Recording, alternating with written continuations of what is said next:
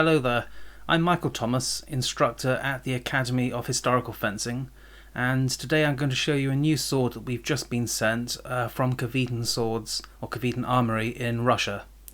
Now this particular sword is called I believe they just call it the Meyer, they call it the Meyer Rapier on their website, and it's a training version of the rapier that you'll find in Meyer's 1570 text. I'll show you the website just so you can get a look at what it actually is. Now you'll notice it's not like a rapier that most people would think of. So this is the classic rapier that you find in his text, sometimes called a side sword as well. But look at the pictures, you'll notice it's quite a simple design. It looks in many ways like an arming sword, or just a sword as we would call it, with a few embellishments. So you notice it's got a D-ring that'll go on the outside for hand protection, and it also has a knuckle bow here for extra hand protection, and we'll find out quite how well that works with gloves in a moment.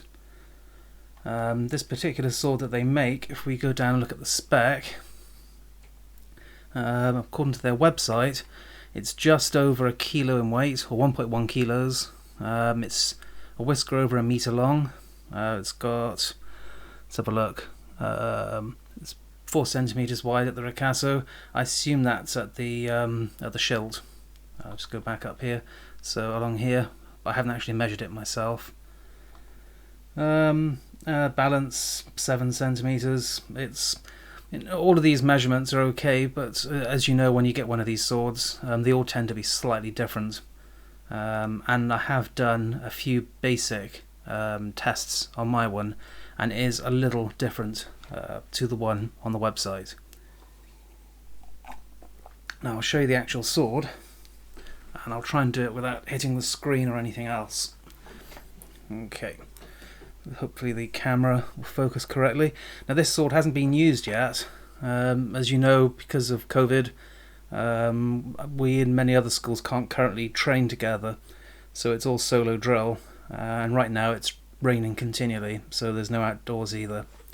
So this blade is a completely virgin blade, never touched another weapon. I'll just bring it up a little bit closer. Let's hold it at the pommel. There you go. So you notice you've got a nice leather grip. It's waisted quite nicely down here, so it's come down quite narrow, so it feels quite nice in the hand. And the knuckle bow is quite nicely embellished. It's not like some of the earlier Regeni stuff where it looked like it was almost like CNC cut steel. Maybe it was. The Crossguard as well has the same kind of embellishments, so it's quite pretty.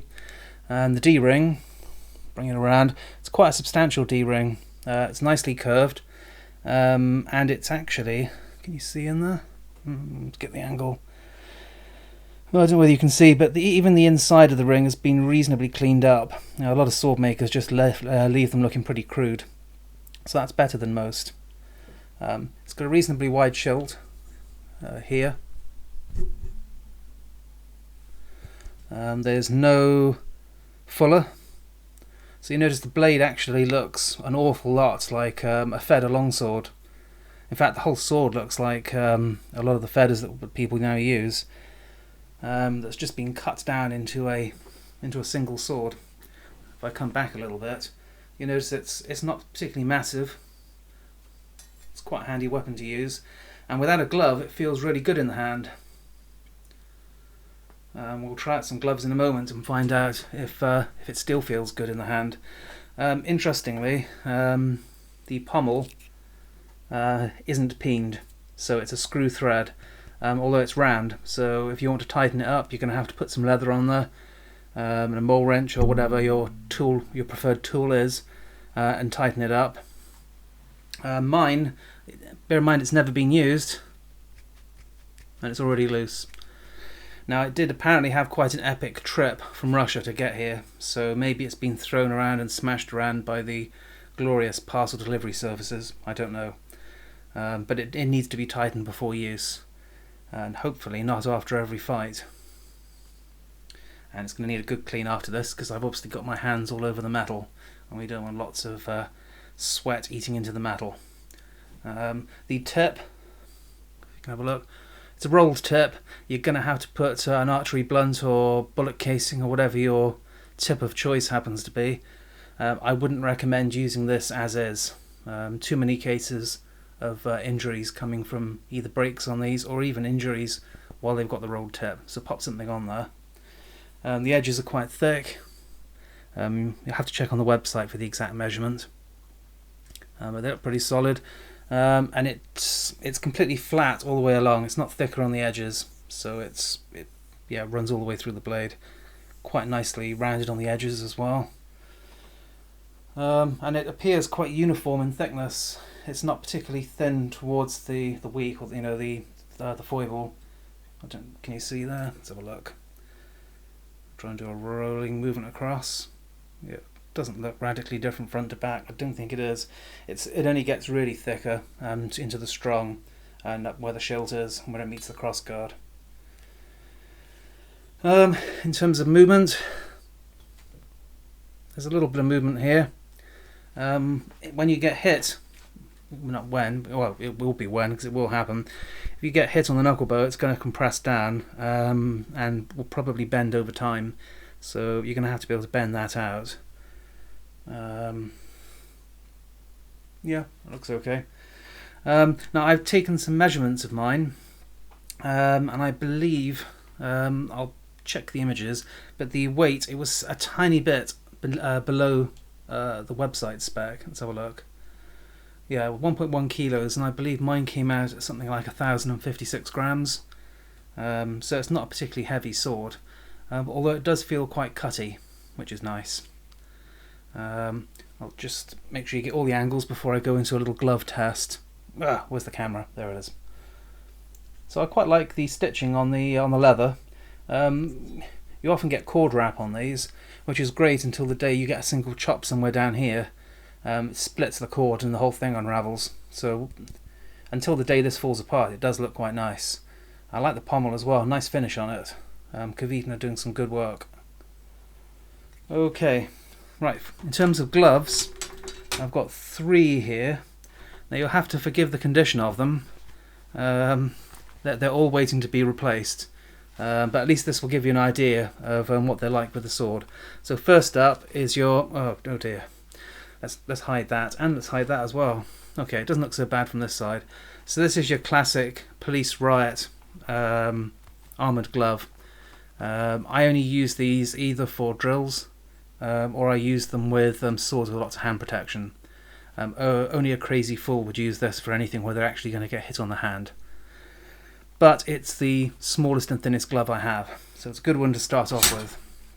So here's the sword. Fingers go in nicely there, plenty of space. I can put the thumb, I can hold it back. I can rest the thumb on the shelf if needed. Look, got to be careful. It's not a huge amount of space here, but yeah, it feels like it's going to cut quite nicely. There's movement. I can change grip without much effort, and without any effort, which is good. If only all gloves felt like this one once you've actually got them armoured up. So this is about as good as it gets at the moment. So leather glove, I'd say, yeah, absolutely fine. Like it wouldn't be fine. Right, just one moment. You've got to have tea to keep you going. Okay, next up. Red Dragon glove. Completely unmodified Red Dragon glove. Other than the things I've chopped off it. So I cut off the big red dragon piece, it gets in the way. I cut off all the stuff inside so it doesn't tie around your hand. All the extra cords have gone. It's the stripped down track version. Now in terms of what I use these for, light contact sparring or heavier contact sparring with people that I know and are sensible. Using synthetic. I wouldn't generally use this with steel unless again it was with, say I was using sabres and I was fighting my brother, Nick Thomas, who I know is going to be sensible. He's not going to be thinking, can I maybe get him on the pinky? Well, he maybe is thinking that, but he doesn't do that. Whereas if we were using meteor gloves, we might go in for sort of harder hits there. So I know he'll be sensible, and also he'll be going for good quality hits. So he won't be looking at just quick easy snipes, he'll be looking to work on technique. So I might use a glove like this with other types of weapon. Now, let's have a look and see how well it works on the sword. So, fingers, yep, they go in. Okay. Ooh. Unfortunately, the screen is one side, camera's the other, so I keep holding it over here, but the actual camera's over there. So I've got to actually pay attention. Right, so let's have a look. So yeah, it does work. It doesn't feel anywhere near as nice as the leather glove. I've got the thumb down. My thumb is actually slightly below or against the crossguard, but because it's quite bulky and padded, it sticks up slightly. Fingers are all around. The pinky is right down to the pommel. It's actually buttressing slightly against the pommel, which I quite like. That's the way I prefer to have swords. In terms of grip, quite awkward. Although that is a consequence of the padding on the back of the glove. So when I bring the thumb up, that takes a little more effort. It starts to stiffen up along the top of the thumb. So for a quick change, I can do it, but it's not perfect. So let's have a look.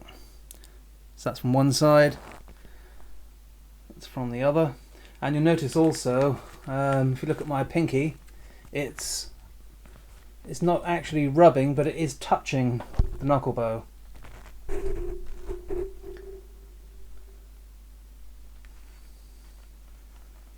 And you might be interested to know that these are my best condition Red Dragon gloves.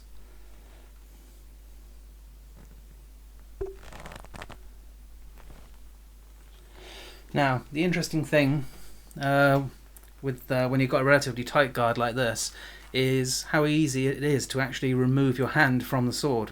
So, I'll hold it, let's have a look. Okay, it came out, it was okay. Catches slightly. Yeah, okay. I've had worse. Right, on to the next glove. And I just need another quick sip, if you'll forgive me a moment. That's better. Right, next up, Sparring Glove mitten thing. I think they call it the 5-fingered glove, or something like that. Yeah, mine looks like it's been to the Eastern Front for a while, I think. Yeah, look at that. The inner liner is a bit of a wreck. Okay, it's more than a bit of a wreck. It's got a handy port there to keep your hand cool. Anyway, I'm not here to look at the condition of the gloves. We're here to see how it works with the sword. So that's the glove.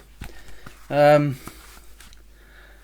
actually quite like these gloves, apart from the fact that they fall apart and they have terrible grip because of this super smooth inside bit. But the thing I do like is the protection is pretty solid, especially on the outside, same as their mitten. I do like having the movement of the fingers. Saying that, I don't go hardcore full contact, sort of swordfish-esque longsword sparring. I wouldn't do that with these. I've seen too many cases of where the resin cracks on the fingers, or even you get hit slightly above them, in which case there's nothing, it's just soft material. So they're okay at the moment. All the great gloves that we want we're sort of waiting for. Anyway, enough talk about gloves. Let's see how it works with side sword. Rapier thing. I'm out of focus. Okay, let's have a look. Right, we're back. Okay, so fingers. Okay, fingers go in nicely. Thumb. Well, when I say in terms of where the thumb goes, it doesn't make a massive difference with these gloves. It actually comes down nicely here. It actually moves up more easily than the Red Dragon does. But of course the problem with these gloves is you don't get a great grip with the front or the flat of the thumb. So you'd be here and then you want to flip straight through, change grip, and it's not brilliant. It's okay, not amazing. In terms of the other fingers, whoa, look at that. If I could play the guitar, maybe I could play it while holding this sword. We'll never know. So there's a little bit of movement forwards and backwards. I can grip all the way around the sword quite easily, but you'll notice the shell doesn't have a hope in hell of going through the ring. Not the ring, the knuckle bow. So if you have a look a bit, let's have a look.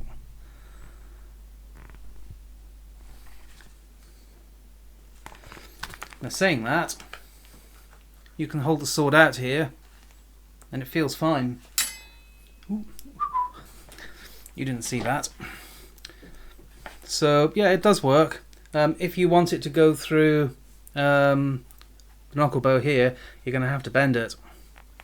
Hopefully bend it and don't snap it. And bear in mind again, as you get hit there, it's probably going to compress and come down more. So that's not ideal. So that's the sparring glove, the 5-finger sparring glove, I think it's called. Just have another close look. Man, look at that glove. Looks like I took a bullet there. Rotate it around.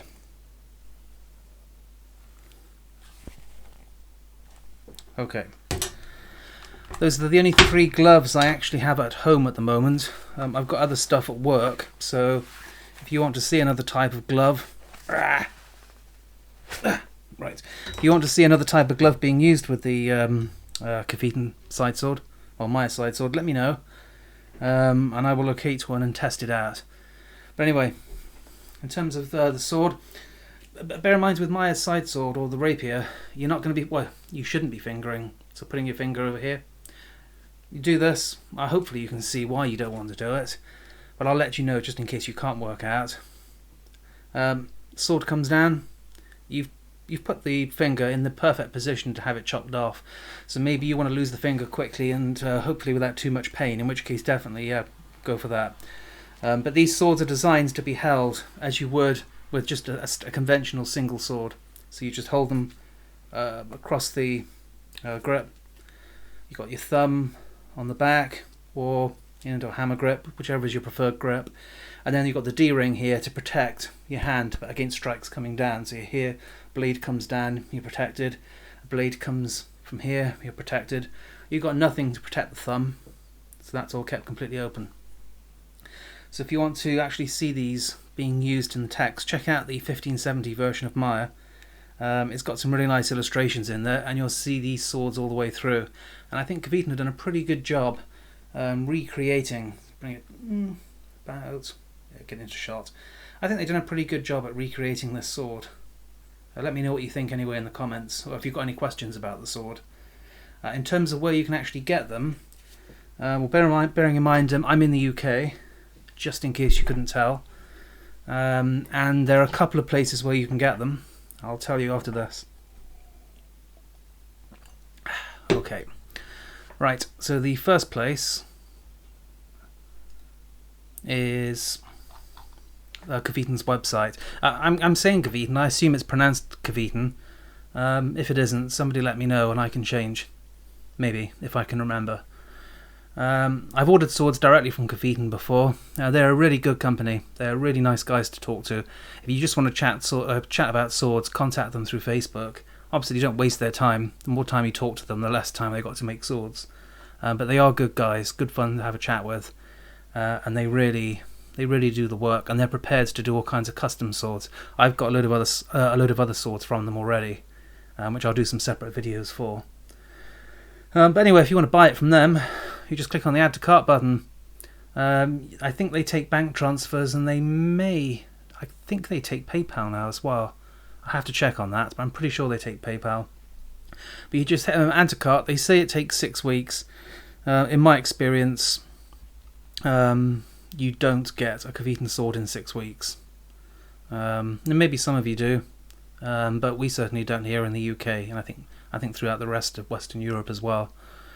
It takes time. Getting from Russia into the EU can be a real drag. And my particular sword has been stuck in limbo for ages. And I know there are other people who have contacted me after seeing the pictures of mine and say, when did you get yours? Because I'm still waiting. That's not Kvetun's fault. That's just the bureaucracy and whatever else takes place trying to get it out of Russia and to anybody else. But there are other options. You don't have to buy direct from Kvetun. If you're in the UK, one of the other options is a reseller, like Tempest Fugitives. They obviously charge a little more, you know, obviously because they're importing it, they're middlemen. But once they get them, you can just buy on the website and you'll have it in a few days. I think I placed an order and I had mine in something like 3-4 working days, so it's pretty quick. And obviously, you know, if you don't mind giving up a little bit of extra cash, you get it a bit quicker. So up to you. Anyway, if you do that, you notice what's the price? £290, as opposed to, how much is it from Kvetun? €250. So what's that? About £235 at the moment ish, plus shipping, plus whatever happens when it hits the border. Maybe you're lucky and it gets through customs and you pay nothing extra. Maybe you're not lucky and you pay a lot extra. So who knows? I can't even remember what happened the last time I got swords. I think we've been about 50-50. But anyway, so you can buy it direct from them. Yeah, it mentions on the website. You can see here talking about import tax and tariffs. And I don't know what that's like outside of Europe. Maybe there are resellers in America, Canada, Australia, everywhere else. Who knows? But if you want to buy them in the UK, this is certainly a place. Well, Tempest Fugitives is certainly a place you can buy them from, and save yourself that hassle. I think there are some other resellers as well, but I'm not familiar with ones that have got these particular swords in stock. Now there are a few other companies that make similar swords to this particular one, the Meyer sidesword, and I have owned a couple of them. There's one by Malleus that I had where the grip is just too long. It's very hard to perform anything with the point. And there are a couple of other companies where there have been reports of the blades being quite unreliable, lots of snapping. I haven't actually experienced those myself, so I'm not going to name them. That's not really fair. But Kvetun, you know, they make swords that are functionally solid, in my experience, and they actually look nice. So you know, it's not like you're buying some kind of munition grade sword that sort of, you know, swings around and cuts and all feels fine but looks absolute crap. I think if we have a look at it again, I think it looks like quite a pretty sword, albeit for a sword that is not, you know, particularly complex. I think they've done I think it's quite a nice looking sword. It's certainly more interesting than just a sword, you know, a plain single-handed sword without all the embellishments. Because let's face it, we want embellishments. We want all the extra goodies. The more you can stick on them, the better. Anyway, that's the Kvetun Meyer sidesword. I'll just show you the website once more, just in case you want to know more, and also you can fact check in case I've forgotten something, which, let's face it, I probably will have. So there's the Meyer sidesword at, which one is that? At Tempest Fugitives. And then here's the sidesword at Kvetun. I believe they're called Kvetun Armoury. Yes, there we go. So 2 different places to get the same sword. Any questions about the sword, or anything else that you want to know, just let me know. Again, my name is Michael Thomas. I'm instructor and co-founder of the Academy of Historical Fencing. Nick Thomas's brother. So if you want to ask us anything sword related, or even maybe not sword related, just pop them in the comment section below, and I'll do my best to help. Thanks a lot. Bye.